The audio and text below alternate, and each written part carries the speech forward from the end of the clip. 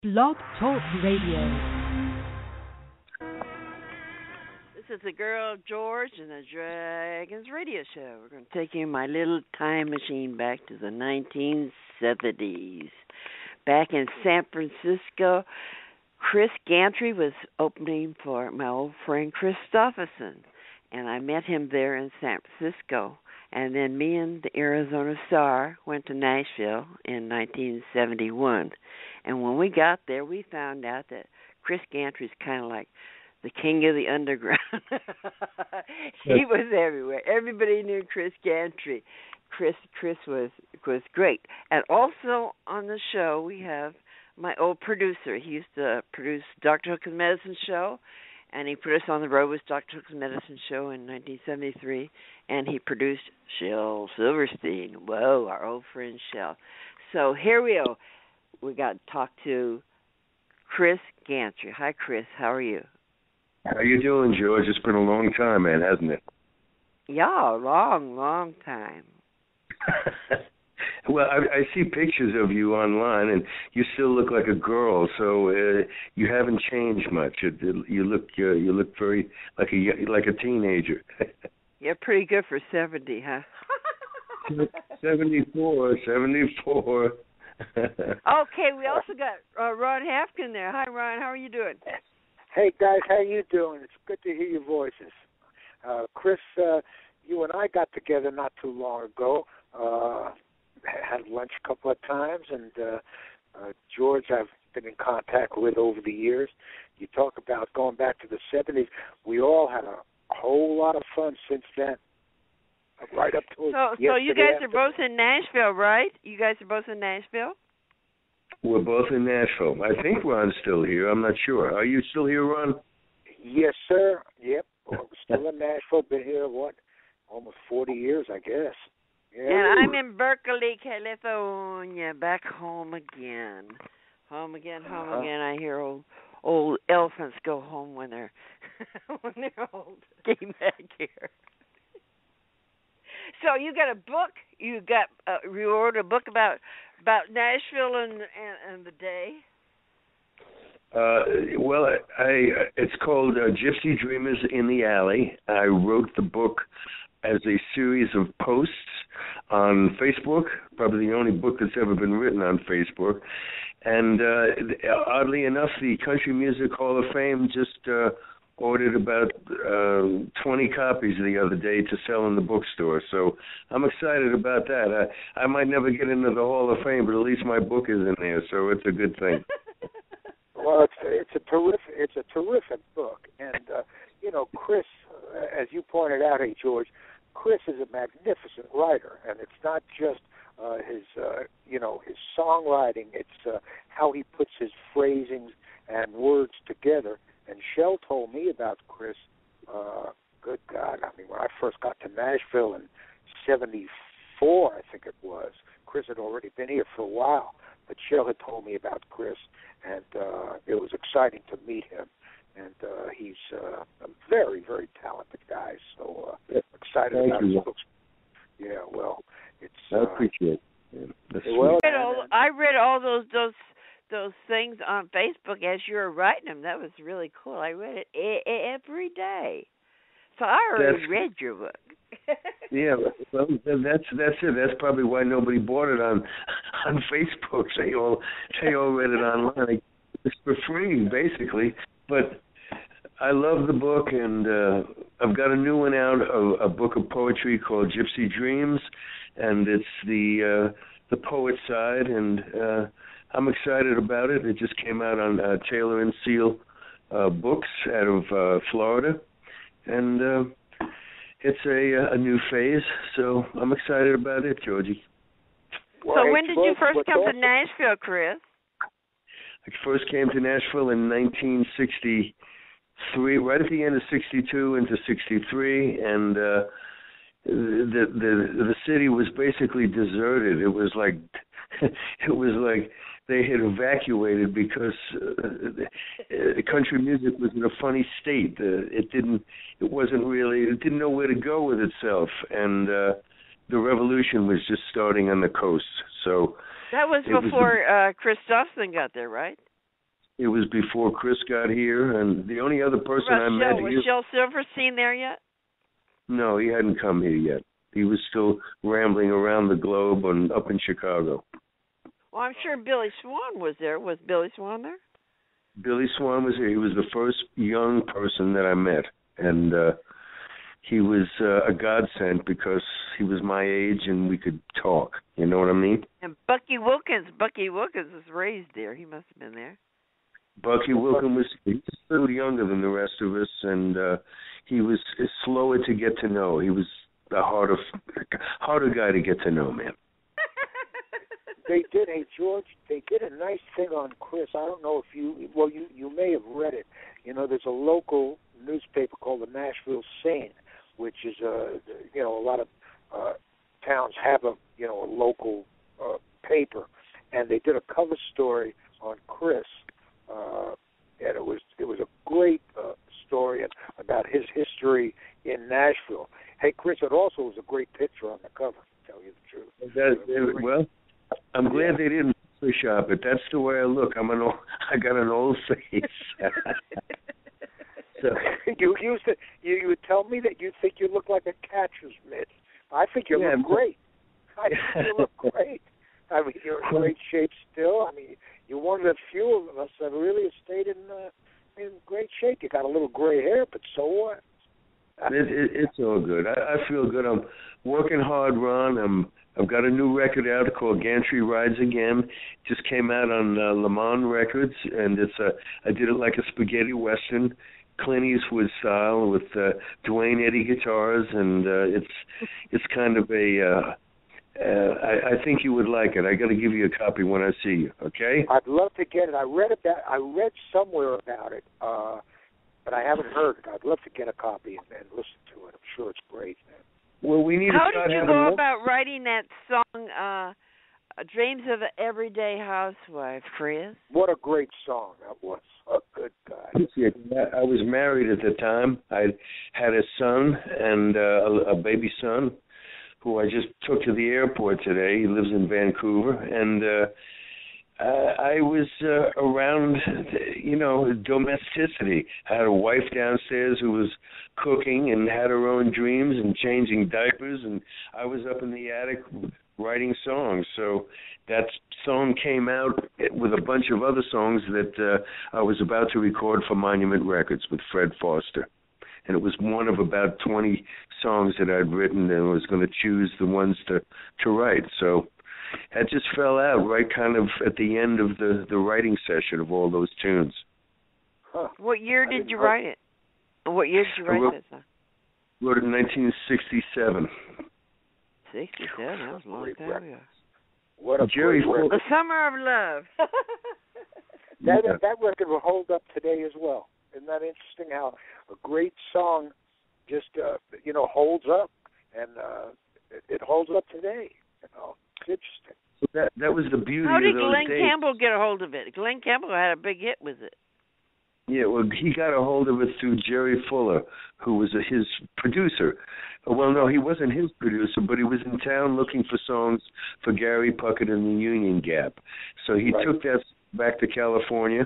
Gary Puckett cut it, and Glenn was playing guitar on the session.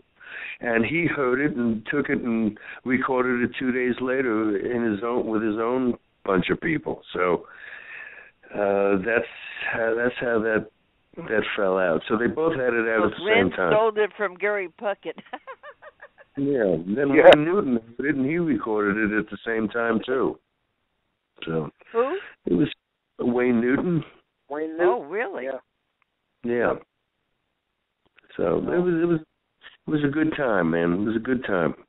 So you were already a star before Chris Dawson came to town, right? You already had that song under your belt?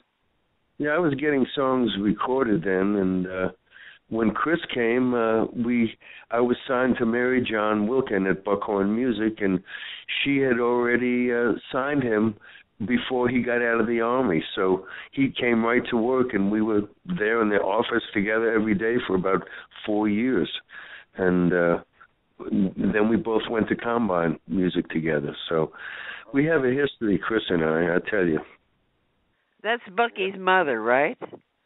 Bucky's mom, yeah. Little Right. GT. But Ron was causing waves in Nashville as an independent with Dr. Hook, and he was a wild child and doing things that Nashville had never heard of before, and doing things his own way. So he was kind of a rebel and a revolutionary at the time. And well, Ron was in San Francisco. We were in Nashville. Shel Silverstein seen us at Red Dog Saloon. He says, "Oh, you should be with my producer, which handles, Dr. Hook." And so he sent us to San Francisco. Ron was in San Francisco with Dr. Hook. So we came back to San Francisco. And then after me and Star broke up, then he moved to Nashville with Dr. Hook in 74, because we got together in 73. Right. Yeah. Right. But George and the Arizona Star, as you remember, Chris, very well, because you and I have talked about it just recently, as a matter of fact. I mean, they startled the entire town. The town had never seen anything like that act. When the two of them came to town, they turned it upside down. But Chris, you were here, really at a very, very exciting time is when you got here. I caught it at the tail end. I'm glad I didn't miss it, because it was the last time, in my mind, that Nashville had there was a certain excitement. There's excitement now, but it's a different kind. But back then, I caught the very tail end with Christopherson and you and Shell and Waylon and Tom Paul Glazer and that whole crowd. It was a lot of fun. And, of course, you Cash with friends, and that whole trip. And I was fortunate to catch the very end of that, which was great, Well, it was a time when everybody looked different. They all sounded different. They all wrote with different writing styles, and nobody was really co-writing too many songs. Everybody was fleshing out their own individual uniqueness, and that really doesn't happen much anymore. Now the songs are written by 3 and 4 people in rooms, and they pound these things out, and what you hear on the radio is indicative of what's going on in these writers' rooms. So it's not like it used to be. Standards are not being written anymore. They just they exist. I think you've got a point, Chris, but I was talking to George earlier, and I'm starting to feel, and you may be as well, there are a lot of things starting to happen over in East Nashville. There's a lot of new talent, that's exciting talent, and it seems that maybe what's going on now, and has been going on for about 5-10 years, is beginning to turn a corner, because I'm starting to hear, and I think you are as well, with an act that you're working with, that you played for me, starting to hear some interesting songs again that are different from what's been going on for the last decade or so. It goes in cycles. It all goes in cycles. Like way back before we came along, and before people started doing their own songs, there was the Braille people that were sitting in a room writing all the songs, and somebody else would sing them. Same thing with Nashville. All the country songs were written by people sitting in rooms, and then the country stars would sing them. Then the songwriters came around and blew them out of the water with Dylan and you and Chris, but it goes in cycles. It's about to come around again. We got a new wave coming. I don't know what they're going to call this new wave, but it's coming now. It's trying to break through right now. I think you're right. All the young ones. Chris, what do you the think? young ones. Well, Ronnie's right. Ron is right. East Nashville is exploding with a lot of talent, and I played over there last night at a place called the 5 Spot with some of the younger talent there, and it's just awesome, man. It's awesome what's going on in East Nashville. That's great, man. And you're involved out there. You've been doing some stuff out there. Been playing a lot in East Nashville, yeah. So I'm gonna come out and see you very shortly. If you let me know when you're doing something, or maybe you're posting it on your new page. But I've got to find out and come on out and see you. It's been a couple of months since I've seen you, so that's exciting. So what have you been doing, Ron? Are you writing your book? Well, I'm doing that in regard to Shell. and my history with him, and then I'm working with Tony River. We've come up with some new stuff, which I'll tell you about as it develops. But it's exciting, and I'm having a good time with it. It's different and it's unique. So I'd like Chris to hear some of it, but that's cool. But I'm glad that Chris is Chris has always been in the middle of all of whatever is going on in Nashville. He's always been dead smack in the middle of it, and it goes back all these years, right up till today. It's a very exciting thing. But Chris has stayed pretty young, haven't you, Chris? So I stayed young. Well, I just stay working all the time. That's the great thing, man. I'm not on the top of the dollar food chain. I haven't been making the millions a lot of people have, but I've been continuing to make the art, and I still am in love with the process, and that I've stuck close to. I've never changed as far as the process is concerned. And it's funny that you should talk about Shell, because I'm trying to get it together to make a record of songs that we wrote in Key West in the late 70s. And that's terrific. I've dug them out. I'm reworking them and refining them and bringing them up to date a little bit melody-wise and tempo-wise. And there's some people that are interested in doing them. So I'd like to do them in the island style, when we wrote them, and the feel of Key West, what it was back in the 70s. And I've been working on them for the last couple of weeks. So it's amazing. Some of them were published, and a couple of them were recorded. One by Even Stevens and one by Bobby Bear. But I found about 6 or 7 or 8 of them that were unpublished, that we never turned in, that are just as exciting. Yeah, so trying to get that together to work on that project. That song that you wanted us to do of Shell's, I Ain't Gonna Be Your Mama No More. I did it at the club. What I do every week is I write a new song every week. I actually write in my sleep. I wake up and I write down whatever's going from my head in my sleep. And then I take it in the club, and I just read off the paper, and the band plays whatever they're playing, and I put the words in. So anyway, I tried that Ain't Gonna Be Your Mama No More. I only remembered a verse and a half of it. So I wrote 2 more verses for it, and added computer. The guys on the computer all the time ain't paying no attention. So I added a couple verses to it, and I did it at the club. They loved it. They loved it. It's a song that's time has come. It should have been a punk song, not a country song, because country women don't put men down, and that thing puts men down, something terrible. Well, Chris said a very, very interesting thing a minute ago, and it's something that he also wrote in one of his posts, and it struck me, Chris being a very, very creative guy. And he said, I love the process.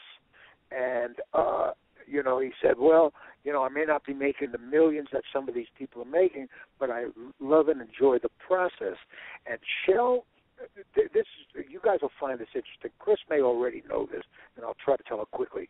Shell called me, this goes back in the 60s, maybe late 60s.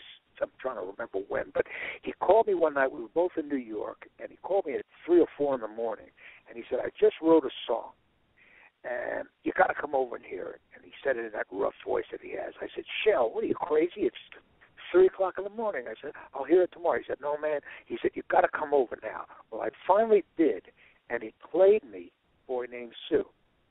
And he asked me, this is really wild because it applies to what you just said, Chris. So he played me Boy Named Sue, and he said, what do you think? I said, I think it's fantastic, but what are you going to do with it?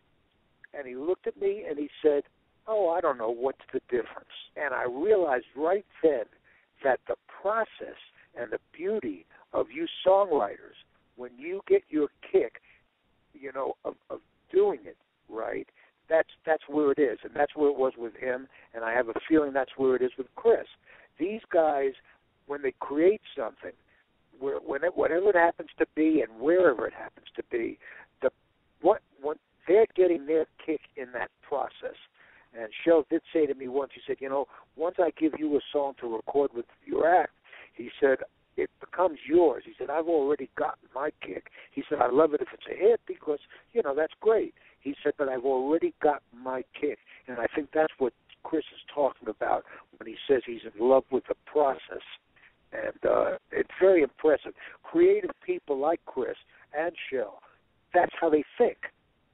They have to have an outlet for that creativity. Otherwise, they end up banging their heads on the wall and running around the room in circles. You know what I'm saying? But they have that thing where they can get it out, and they love the process. So I like that. Yeah, that's the heart and soul of being a writer is the writing, Right. And it don't matter if anybody ever likes it or not. It's you wrote it, and that's it. That's what you do. Well, so maybe 100 years from now, somebody will pick it up and go, "Oh, wow!" Just like in artwork, they don't discover these artists until they've been dead for 100 years, and then they sell them for $1 million. But it's making the art. That's what an artist does. It makes art. Somebody else sells it and buys it. Well, that's great, man. And an addendum to the story that Ron just told, which is a great story. I love to hear that story. Shell mentioned to me once. He said, no matter what it is you're working on, he says, even if it's the worst piece of crap in your own mind that you've ever done, he says, finish it. He says, get it finished because that's a stepping stone. That's an evolutionary stepping stone to the next song, which might be the one that just changes everything. And that was really an astute piece of knowledge for me to pick up on, because when I was younger, I'd get ideas and I'd write a few lines and things like that, and then I'd put it down and walk away from it. But now I do exactly that, what Shell mentioned. I finish everything that I start because it definitely is a stepping stone to the next song and to the next song and the next song. It's like a necklace. It keeps going on and on and on. So that was pretty cool what he told me, man. Well, Christopherson once said that he believed his whole life, everything he did, every song he wrote, every movie he was in was all one song. It was all one song. And that song is not going to be finished until he's gone. And it's all one piece. Everything. You're right. Go ahead, Ronnie. Yeah, no. I read that somewhere as well. And maybe George posted it or something. But, that's a fascinating thing if you look at it that way. And, hey, Chris, you can certainly look at your life that way. I mean, it's amazing when you think back. And I see stuff that you wrote about, back with your dad and, right up through to today. And it's like one long story, and it's a fascinating story, And, it's like George said earlier on. I mean, you were one of the major factors in town, and have been for a long, long time. And that's an exciting thing to be, because it's an exciting legacy. Well, if you look at Christopherson's work, his body of work, it is like one song. The same threads and themes that are in each of his songs run through all of them. It's wild, and yet they're split up into different songs, but it is like one long piece, man. And even today, the songs he writes it's like a mandala, man. It's a beautiful thing. His body of work, man. It really is. Oh, absolutely. I mean, you talk about generations of writers, and you think about Chris. Even Stevens is what did BMI call him one of the 5 writers of the last century, the 1900s. It's funny to say last century. Sounds like a long time ago, and I guess it is a while back. But he's written some great stuff. And there are great writers in this town. When I came to this town, here I was a pop producer, probably the only one that was doing real pop stuff with a pop act, and I felt like I had died and gone to producer heaven, because I didn't have a writing group, and yet I was in a town that had some of the greatest writers in the world here. So, and I had access to it all, and it was just a beautiful thing to be able to meet all you guys and hear the kind of creativity that was coming out of this town. It's wonderful, you know. Yeah. We're almost out of time. It was great talking to you guys, and your whole life is a piece of art too, Ron. And so we can all find you all on Facebook. We can find Ron Haffkine. He's got a Facebook page. Chris Gantry, he's got a Facebook page. And you put all your garbage on there, and we can find everything you've ever done. And so this is the girl, George. Thank you for calling. Thank you, Girl George. We love you. Girl George and the Dragons radio show saying, see you later, alligator. See you later, girl. Okay, babe.